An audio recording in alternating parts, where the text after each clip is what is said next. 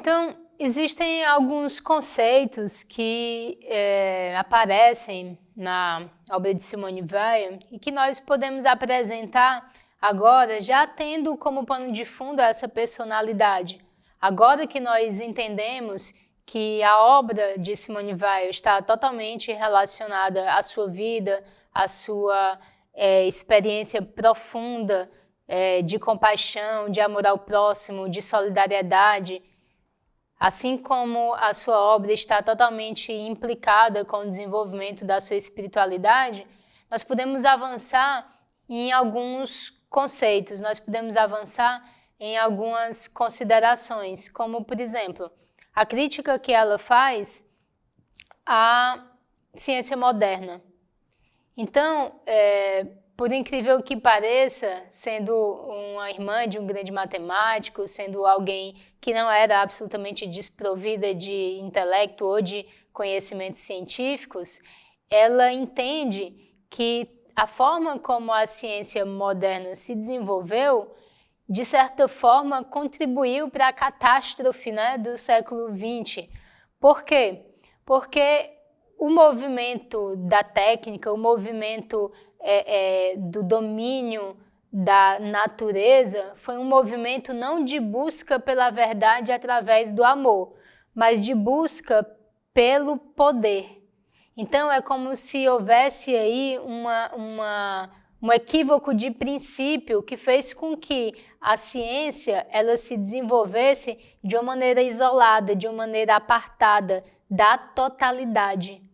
Então, uma coisa que nós percebemos ao tentar compreender o alcance dessa crítica que ela faz ao pensamento moderno é o aspecto quase cósmico da sua visão, o aspecto cosmológico, digamos assim, da sua espiritualidade, porque ela achava que não poderia haver uma dissociação entre ciência e religião. E aí, nesse sentido, ela chama ao seu socorro os gregos, Porque os gregos, eles tinham uma visão cosmológica, eles tinham uma visão cósmica. O mundo, o universo tinha uma certa ordem e os gregos tentavam traduzir essa ordem, seja na arte, que se mostrava com tanta beleza, seja na própria política moral. Então, essa relação entre o bom, o belo, o justo, que fazia parte do pensamento antigo, de certa forma ele se perdeu na modernidade, porque a modernidade vai se caracterizar por um forte antropocentrismo. Então, se na antiguidade você tem uma perspectiva cosmológica, na Idade Média você tem uma perspectiva teológica, na modernidade você tem essa perspectiva antropológica que coloca o homem no centro e o indivíduo no centro da perspectiva e o divorcia da totalidade. Então, essa visão dela, de uma ciência mais abrangente, que não fosse movida pelo poder, que não se limitasse àquela análise da matéria, é algo, de certa forma, atual.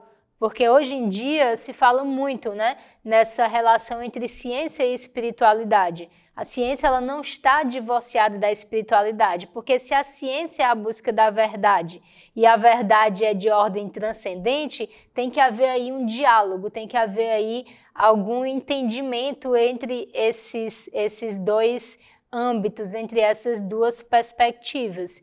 Então, Simone Weil, surpreendentemente, vai dizer que a romanização do cristianismo, ou seja, a transformação do cristianismo em religião oficial, fez com que perdêssemos a noção de um Deus impessoal e que ficássemos com a ideia de um Deus pessoal, perdendo assim a ideia de um divino na própria natureza. Então perceba a característica da religiosidade de Simone Weil, que não é simplesmente uma adesão à igreja, mas uma adesão ao próprio Cristo, o que é diferente. Então o aspecto místico, faz com que ela entenda que o aspecto pessoal de Deus não invalida o aspecto impessoal de Deus, que todas essas duas perspectivas, elas se complementam. Então, o próprio Deus em pessoa se relaciona com ela, a relação da pessoa com Deus é fundamental dentro do cristianismo e ela vivencia isso, mas ela entende que essa própria proximidade pessoal com Deus faz com que se entenda o Deus impessoal que nos impele a ver a divina providência em tudo. E aqui a gente se aproxima de um outro aspecto importante do seu pensamento, de um outro conceito chamado decriação. O que seria esse conceito? Como ele se relacionaria com a mística de Vallon? Ora, Deus, sendo tudo, ele para criar, de certa forma, é como se ele se afastasse, como se ele renunciasse a ser tudo para que nós pudéssemos ser, para que houvesse ser. Então, o processo que ela entende como sendo um processo de decriação é como se o homem imitasse essa atitude de Deus, ao renunciar a si mesmo. Então, Deus nos deu a liberdade, Deus nos deu o livre-arbítrio, Deus nos deu a autonomia, mas Ele espera de nós a renúncia a isso para que nós possamos nos colocar nos seus braços, para que nós possamos nos colocar totalmente entregue a essa providência que perpassa toda a natureza. E que nós consigamos também, nesse movimento, sair do nosso próprio centro, do nosso próprio egoísmo, do nosso próprio eu, para nos colocarmos naquele contexto, naquela relação que é a relação desejada por Deus, que é a relação de amor ao próximo, que é a relação de irmãos, né? Então, essa fraternidade, esse amor, essa compaixão, né? Ela só pode brotar a partir do momento em que o indivíduo ele passa por aquele malheur, ele passa por aquele sofrimento absurdo que faz com que ele se esvazie totalmente de si mesmo.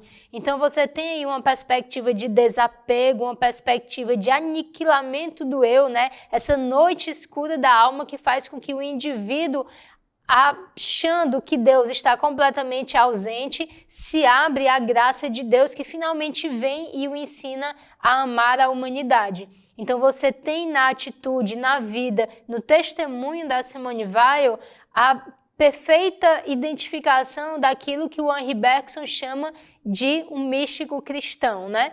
Então, essa personalidade exemplar que morreu aos 34 anos, nos legou uma obra vastíssima e interessante, tanto do ponto de vista da análise política, das críticas que faz ao marxismo, porque sim, ela foi uma militante de esquerda, mas ela percebeu em um determinado momento que o que acontecia ali na Rússia era algo abominável. Em um determinado momento ela começa a abdicar de toda aquela ideologia. Então ela tem também um movimento político nesse sentido, um legado, né, de crítica ao marxismo que precisa também ser apresentada, que precisa ser trabalhada, como ela tem essa outra vertente, que é a vertente da mística, a vertente de alguém que até o fim, por mais amor que ela tivesse ao próprio Cristo, por mais que ela se sentisse totalmente nas mãos do Cristo, ela tergiversasse em entrar na igreja, em entrar na instituição. E aí um outro livro muito importante, muito interessante, é Cartas a um Religioso, onde ela vai apresentar a um padre que é seu amigo todas as dúvidas que ela tem a respeito dos dogmas da Igreja Católica e que fazem com que ela tenha uma relutância em entrar na igreja, em ser batizada. Então você vê que uma vez que a experiência religiosa dela, a experiência dela com Deus é uma experiência totalmente íntima, ela de certa forma desafia a institucionalidade da igreja. E isso é muito bonito no sentido de que mostra a grandeza e a autenticidade da experiência vivenciada por ela. E algum tempo depois descobriu-se que ela foi sim batizada. embora ela tenha rejeitado, né, o pedido, o chamado do padre que era seu confidente, que era seu amigo, para que ela se batizasse e entrasse na igreja, ela, no momento em que já estava muito doente, ela chamou uma amiga que era judia e disse: pega uma água da torneira e diz essas palavras, né? Te batiza em nome do Pai, em nome do Filho e em nome do Espírito Santo. Então ela foi batizada dessa maneira um tanto quanto estranha, que no entanto é totalmente compatível com a sua personalidade absolutamente singular.